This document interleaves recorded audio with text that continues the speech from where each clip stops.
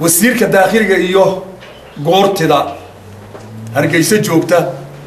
sidii haddii aan ku maqlaynay xalay ama shalay hadal ku saabsanaa sayla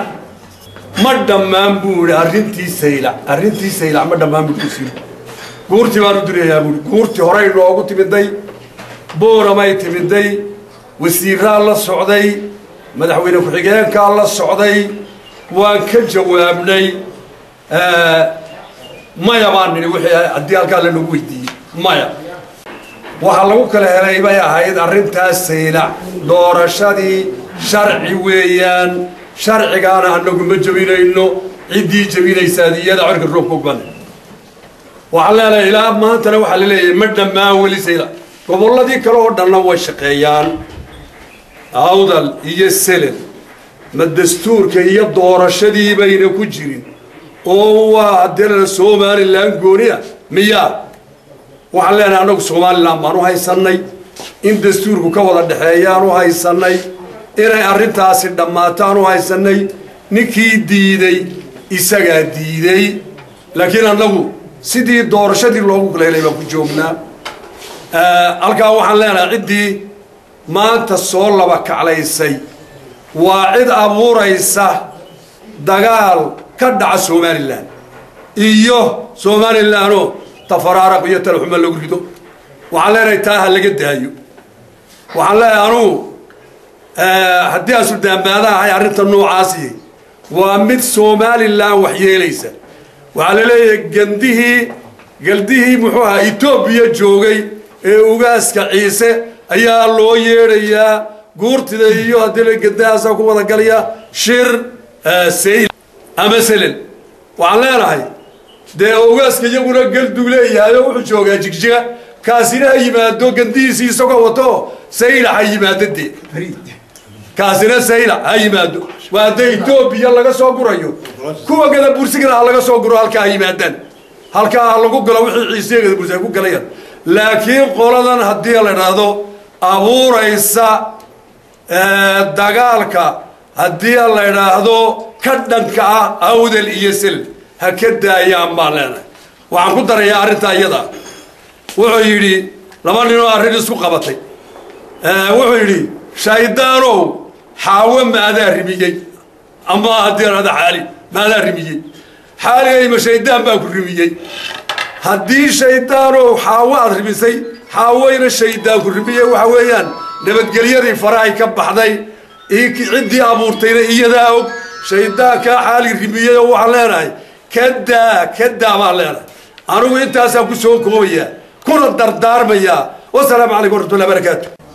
hadalkii shalay uu ku dhawaaqay wasiirka arrimaha guduhu markii uu la hadlayey golaha guurtida warbixintii golaha guurtida uu siinay waxaan leenahay hadalkaa wasiirka arrimaha guduhu shalay sheegay waxa uu dhaliyey xasaasiyad buu ka dhaliyey gobollada awdaliisa dadkii buu kiciyey arrin dhammaaday oo arrimihii saylaca ayuu dib u aloosay wasiirka arrimaha guduhu wuxuu ku shaqo lahaa nabadgelyada inuu nabadgelyadii ka hadlo iyo halkay marayso ayay ahayd inuu maanta yidhaahdo Somaliland Itoobiya lagaga soo duulo oo diri dhaba gandaha fadhiya Itoobiya ka tirsan ha ka taliya arrinka saylac ayuu ku dhawaaqay waxaan u leenahay waa mid aad iyo aad loola yaabo ummadii oo dhan ay la yaaban shalay bay ahayd wasiirka arrimaha guduhu markuu arrinkii saylac saylac lagu xallili lahaa uu ka doonay maantana wuxuu ku xigsiiyey diri dhabaha laga doono halkeeda laga keeno waxaanu leenahay arrinkaasi ma qabatay Somaliland meel ka dhac iyo sharaf darro ayay ku tahay inuu wasiirkeedii arrimaha guduhu uu dowlada shisheeye uu ogolaaday inay soo farageliyaan arrimaha Soomaaliya iyo arrimaha saylac waxaanu leenahay arrinkaasi waa arrin foolxumaan ku ah qaranka wasiirka arrimaha guduhu nabadgelyadii dalka laga dayrinaya inuu ka hadle inuu taa ku dheeraadee arrimaha saylac waa arrimo dastuuriya oo ay ka dhaceen doorashooyin ilaa imiga waxbaan dhammaynay buu way dhammaatay 7 nin waan keenayaa uu yidhi weli ma joogan taas ahayd inuu ku dadaalo wax ka qabto annagu marnaba uma dul qaadanano mana ogolaanano arrimaha saylac dadkii u dhashaan nahay dadkii madaxdoodii baan nahay انت احترام بانو احترام الحكومة يوفتي كل لوزري ما انت سي وحي كدن بيا الرماها سيلع بسكلي ذاتك كل سيلع بيلاها سيلع دقن باسكلي إياها كتشنية وما باهنين إلا ينادو ودمشي الشيعة إلا يسوفر قليان الله أقول ما أقولين تهلاضو ذاتك أي كده عايزو أي أتهلا وأنا أرين دستورية وحباك كمد وانا قبل الله كلا يتقويك كلا سومالنا معي كلا دوانت دور محو بريغ وقال لي واي يتقويك بريغ أنا وحن لنا ما تعدو سيلا أقول هذي إن إثيوبيا كترسية جيبوتي صولنا بوسا صار لوقتهم وبريغ يقروا الله تاسان لنا هدو تاقول هذا وإن صولنا ثلاثة قروا لك الدور سداوي وحويان مرنا وما أقولنا إنه أرنكاسي وحول لي حساسية أيود لي مرنا وأنا قوان نتيجة ما نقولنا إنه وحنا لنا أرنكاسي وإن صدق وقت نقصا بدنا وقلنا وسير كريمة حكومتنا وأنا قلت لنا إن أرمها سيلا إلا فوقين يو هل كذا لو تاي أو وحيد ستوري لا قبل لا قبل أنت تقصد كبكوين يود سيدا صلادين تهراء وشيغان سيدا دقان سكون بدناي waxa keenay arinta muddada dheer socota ee doorashooyinka ka dhacay Soomaaliland golaha deegaan ee sidii loo kala helay looga oo runtii hadda sawir kala qaadatay oo u arkayna imika haddaan nahay gobolada galbeedka Soomaaliland doorashada waxa loo qabanayay gobolada galbeedka Soomaaliland khalkhal loo galiyo siiba sayra oo noqotay wax joogto ah oo madashii la yimaadey meesha kaba laga hadlayo والحس كري الله يا دستورك سومالي لانيو نظام خدالك من ذا الحس كري الله يا لقونا سلين كري الله وحنا سوق عيين مانت أنا جو أب دبعتدي كقاعدة ومضى دبعشدي كقعد عضي وحيا أنا جو أب مانت إن مرة والله كنا واقع وسير كريمة جودها نبتجد قبل سنة كنا واقع قولي قرت دحية كنا واقع وهذه ذلك وجوس الرئية كقعد دحية واقع أنا والله يا بنين ما كهره حكومة الصوماليلاند تلك السودميس أنا وقرنا هنا إن أما سير الصومالية تلا الصومالية جبتوا دوتان والله يا بن وأنا تاسين كنا كفارسنا هاي ما تمر لبعض النوع عليي إن ما أنت لو دون إثيوبيا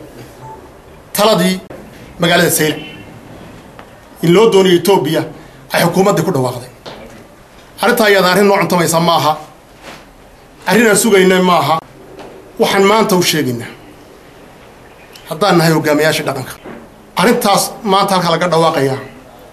إننا هاي من سنة على الواقبلين سيبنا الواقبلين إن كيل هايو كم مكان ركل يسقط تجي رجال هاي يسقط تجي واتي ما أنت لو رجال هاي كده كتلي أنا يدونين تيبع صعد عبد الوراب بالله وعبد الوراب ميل بولية عبد الوراب ميل بولية قلت مش ميل بولية وسيرك كهلا ميل بولية حكو إعجادنا هالكو حكتلي هالكو وحني شجعنا وحن ضمان وشجع تطق إن لو ديار قلوبه دول كينا يندو ديار قلوب إلى شتان حكومة تكو جيدين وحكا صبحين وركيو عادي هاي وحني شجع إن ضمان صغير لا كبر نكسر بيش وتشوفه عرقات إلى شتان إني شجع مانتا وحنو شجع يا رجع أبو أيوني والله هالكاد شوكتا كتشو كم ارتقاء وحني شجع ما أنت لقى بلعبه حتى يصدر أسعته إن الديار قلنا هاي هل كي جوكتين ترن هل كي جوكتين ترنان ما أنت الديار قلنا هاي دبنا اللي يسكوا الدين مايو نمان سوهين نسوفين ماي حددي نمان سوهين نسوفين ماي وحلنا حكومة الصومال يمدحونه هو جامين أيوه يمدحونه حكومة كتيرو إنما كلياش شيء كتيران هل كي هاللود هاي هدي اللود وايو وحوي نكى كعيا بحك نكى كعيا أيها كعيا وحويان عبد الورابة إما شدي هروب بورما أي بعدين بقالد هاي وحودين تسيل عنا ما طوي كتران حنو قد بقينا بيلها ولا لها إرهاش الصحاب رجوا فضوش ووضع عبد الورابة كوكي هاي قبصدان هير والبوحن سلطان والبوحن وشيلنا اسم والبوحن وشيلنا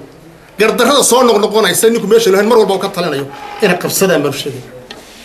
إن لو قد جانوا شيلنا وعدقنين وي وباق وي وحنكو سوق ببيننا هذاك ما أقولين إثيوبيا ضد كان ما أقولين ضد ملك الله كان ما أقولين كارجيس جوجا من هنا كتري ممكن كيلا هبا كتلين دونا كيلا هبا تجد دونا كيلا هبا عدي وحكت طبعا إنسان ديار بويهين آدي أدبان وحنا هاي إن مدرور بلادهم إن عارين واحد قرن ليلين نقصر نقلده آدي أدبان وحنا هاي وحنا قد جينا إن أنا قلت كوبي الطبق وسير كريمة قدو شيء الريركا هل كيليهم بكون مرتقى البيليهم ما أنتورنا واشجع هل كيليهم بكون مرتقى هل كيليهم بكون الشر هل كاوحي كلمة دا عدة جيسي عياله والسلام عليكم ورحمة الله منطقتنا واحد منطقة أمن كنا هل كاوحي أنا وحبنا فران دين إثيوبيا وأمن نواحد waxaan u sheeganaa dawladda kilika deegaanka Soomaaliya iyo dawladda dhexe Itoobiya waxba laga wadaa halka wixii saylac ka dhaca wax kala soo gali doona dagaal haduu halka ka bilaabo wax kala soo gali doona waxa weeyaan kolka la leeyahay dawladdu way dhamaysay saylac laakiin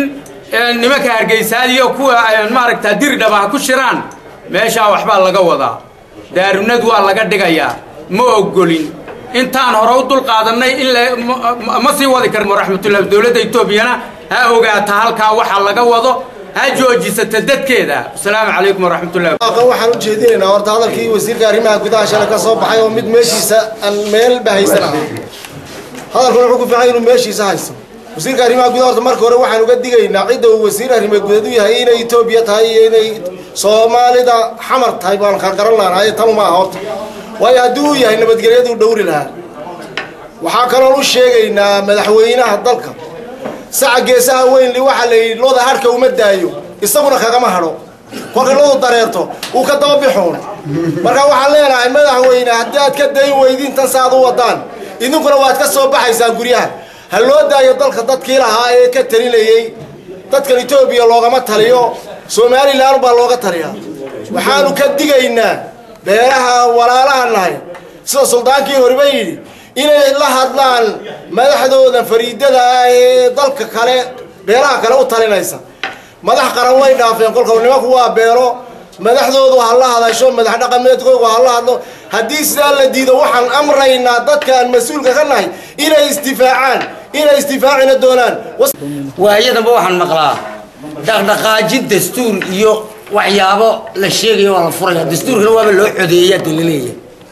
waxa loo furaya waxa tahay aan malaynayaa gobolada galbeedka iyo degmada saylac in loo furayaan u malaynayaa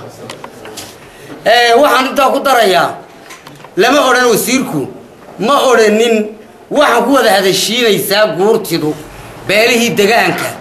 wada deganaa ayay ku wada hadashiinaysaa kuma darin wuxuu ku daray in gendaha diridhaba iyo guurtida oo kaliya meesha tagu shirayaan waxaan u malaynayaa inay la mid tahay korneel Cismaan Gaabo xeebta la geeyo bilaabay heshiisiin ogaadeen iyo ciise bilaabay inuu la mid yahay baan u malay saylac dad baa wada dega dadka wada dega cidii ku heshiisiinaysa ku heshiisiiso hadday saystaan way marna dawlad baynu nahay marna beelad darisaynu nahay marna dawlad baynu nahay marna beelad darisaynu nahay